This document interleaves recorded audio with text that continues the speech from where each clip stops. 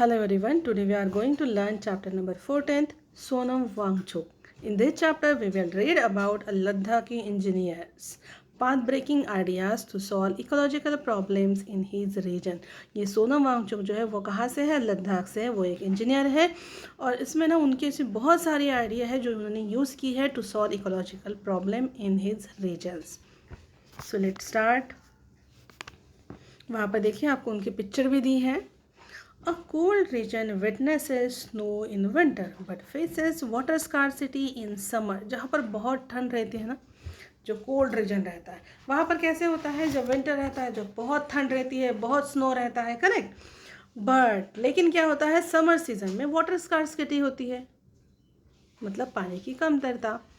How would you solve this problem? तो हम इस प्रॉब्लम को कैसे सॉल्व कर सकते हैं? अनकंजर्व स्नो इन द सन. और धूप में भी स्नो को कैसे कंजर्व कर सकते हैं? अब आप ही सोचिए, अगर धूप में स्नो रख देंगे तो क्या होता है, बर्फ तो पूरी पिघल जाती है, तो उसे कैसे कंजर्व कर सकेंगे हम लोग? Sonam Wangchuk an engineer, innovator and education reformers develop artificial glaciers or ice stupas to solve the problem of water shortage and climate change in Ladakh. अब देखिए, ये जो सोनम वांगचुक है ये कौन है? एक इंजीनियर है, एक इनोवेटर है. इनोवेटर मतलब जो नई चीज़ ढूंढते हैं, इनोवेट करते हैं. एंड एजुकेशन रिफॉर्मिस्ट मतलब एजुकेशन में उन्होंने क्या किया है, सुधार किया है. रिफॉर्मिस्ट मतलब सुधारक होता है. उन्होंने क्या डेवलप किया? एक आर्टिफिशियल ग्लेशियर और आइस स्तूपाज. स्तूपाज मतलब ओरिजिनली और डोर शेप बुद्धिस्ट श्रीन. किस चीज़ के लिए? To solve the problem of water shortage. उनके यहाँ पर जो वाटर शॉर्टेज का प्रॉब्लम था वो सॉल्व करने के लिए. And climate change in Ladakh, और लद्दाख में जो भी क्लाइमेट चेंजेस होते हैं उसके कारण. Read on to know his story. चलिए अब हम इनकी स्टोरी पढ़ते हैं. एवरी ईयर सिंस 1976, हर साल. कब से? 1976 से. Rolex has honored extraordinary individuals who possesses the courage and conviction to take on major challenges. Rolex क्या है? Swiss luxury watch maker. ठीक है. कन्विक्शन मतलब होता है अ फर्म बिलीफ, एक फर्म धारणा. तो ये रोलेक्स क्या करता है? ऐसे इंडिविजुअल को सम्मानित करता है जो क्या पजेस करते हैं, जिनके पास क्या है, करेज है, और उन्हें पता है कि हम कोई भी चैलेंज एक्सेप्ट कर सकते हैं और उसमें सक्सेस हो सकते हैं. उन्हें सम्मानित करता है Rolex.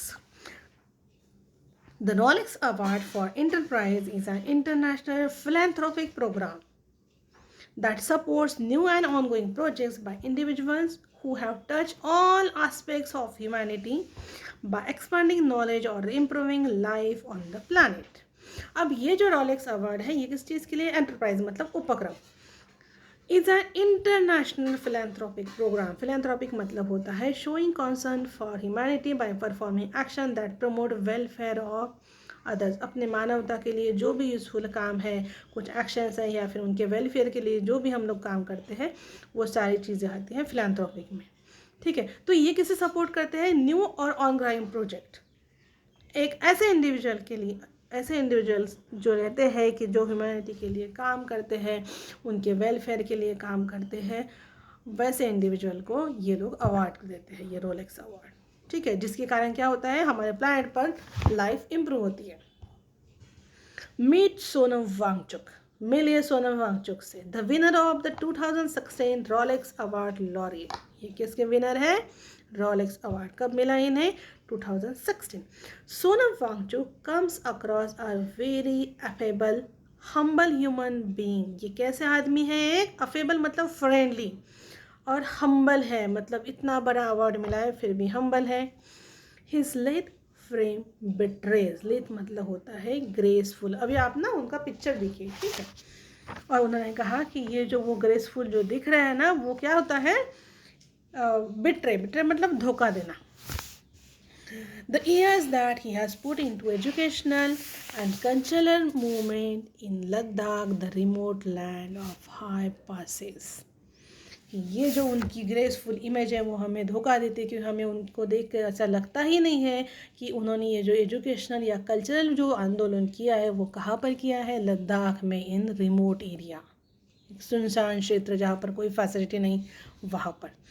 The movement has investigated an alternate pragmatic approach toward education. और उनकी ये जो मूवमेंट है, आंदोलन है, जो भी उन्होंने क्या किया, इनिशिएट किया एक अल्टरनेट, किस चीज़ के लिए alternate, practical approach toward the education, कि आपको थ्योरी तो रहती है लेकिन प्रैक्टिकल भी चीज़ें रहेगी, ठीक है, उसकी तरफ उन्होंने अप्रोच किया, इनिशिएट किया कि प्रैक्टिकल नॉलेज रहना चाहिए।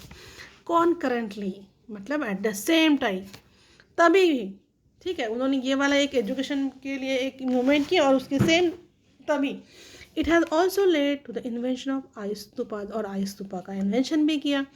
तो आइस्तुपास मतलब टॉल टावर्स और little mountains of the ice which can potentially help resolve the water scarcity problem in the cold desert area। उन्होंने क्या किया, आइस के बड़े बड़े टावर बनाए या फिर छोटे छोटे माउंटेन्स बनाए जो क्या कर सकते थे, जो वाटर स्कार्सिटी प्रॉब्लम के लिए हेल्प कर सकते हैं in the cold desert reason.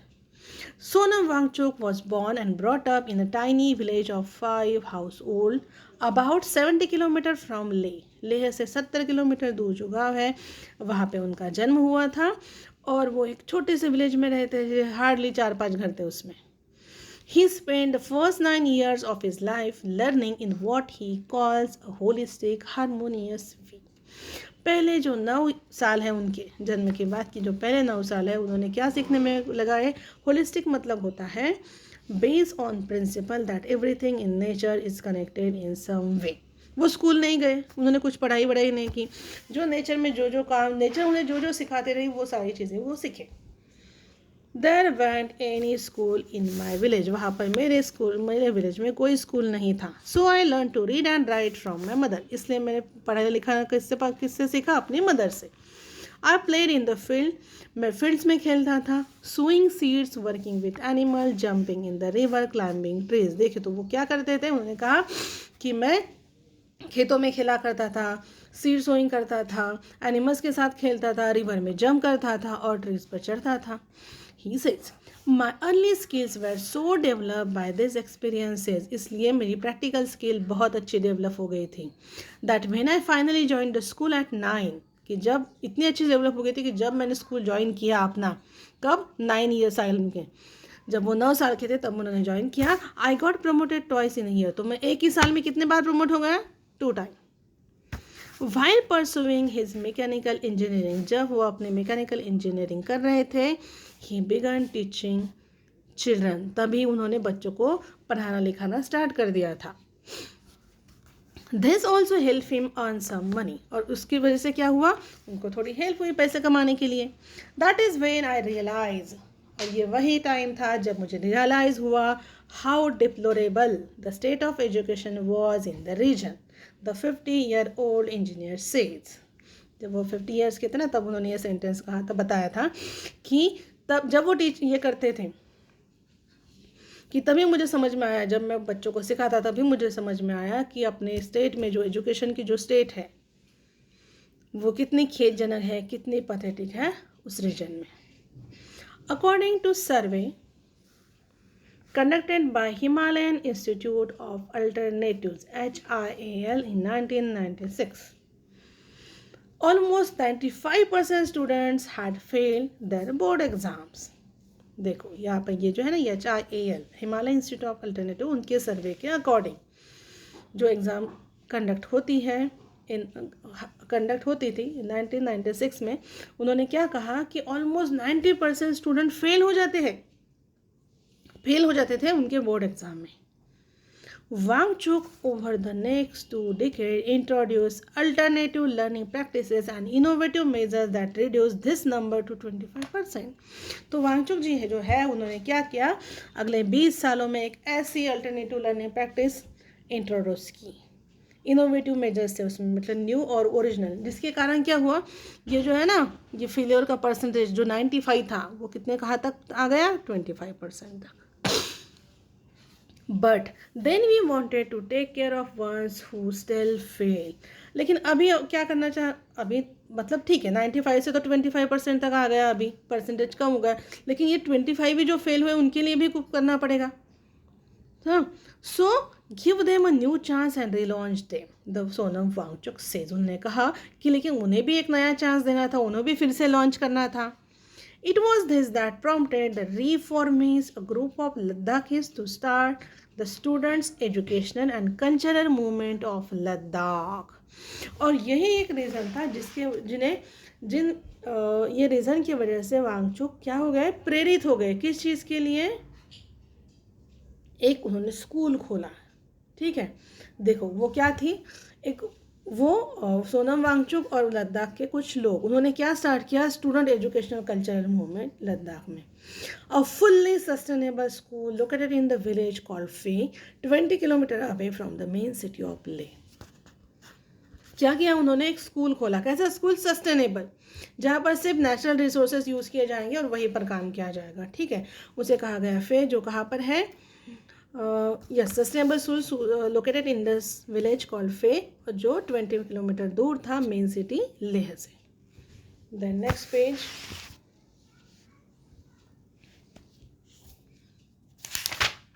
home to about 100 students who have failed their 10th grade exam। वो एक घर था उन बच्चों के लिए जो 10th क्लास में फेल होते थे।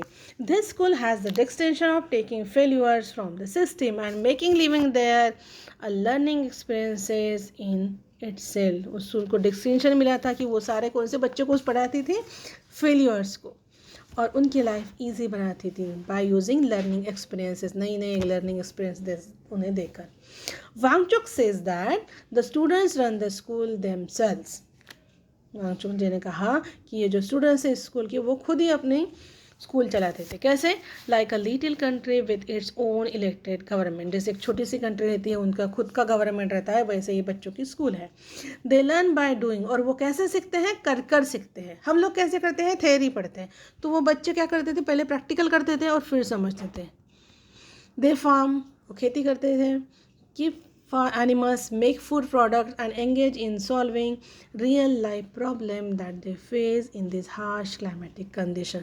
अभी देखो वहाँ पर बच्चे खुद सीखते थे, जैसे एनिमल्स को पालना, फूड प्रोडक्ट बनाना, और फिर रियल लाइफ में जो कुछ भी प्रॉब्लम आती थी, क्योंकि वहाँ पर क्लाइमेटिक कंडीशन अलग है, तो वहाँ पर क्लाइमेटिक कंडीशन में अगर हम लोग उनको अच्छे से जीना है, तो जो भी प्रॉब्लम्स आती है कि उन्हें कैसे सॉल्व करना है, ये सारी प्रैक्टिकल चीज़ें बच्चे उस स्कूल में सीखते हैं।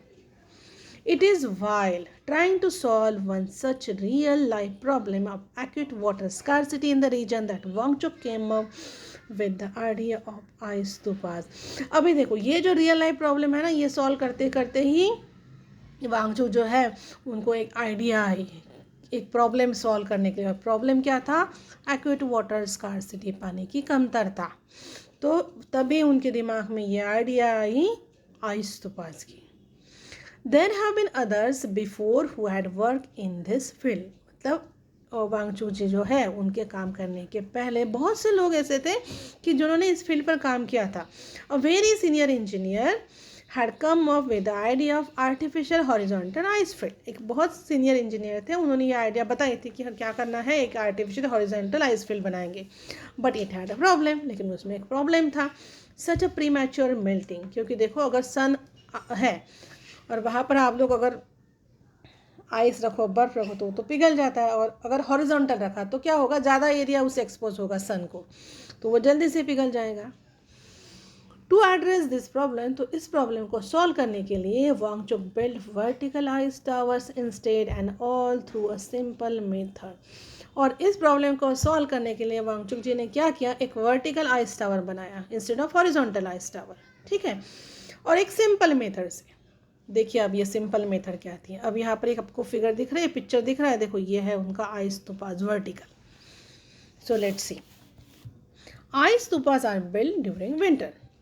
कब बांधते हैं आइस स्तूपास? विंटर सीजन में।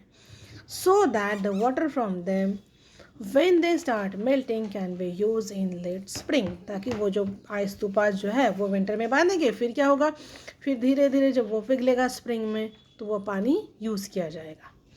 We take a pipe up slope, हमने एक पाइप लिया, put it into a stream और the lake, bury it 6 feet under the ground. क्या किया उन्होंने, एक पाइप लिया, उसको 6 फीट नीचे ग्राउंड में डाला, and the pipe takes water down slope to the village.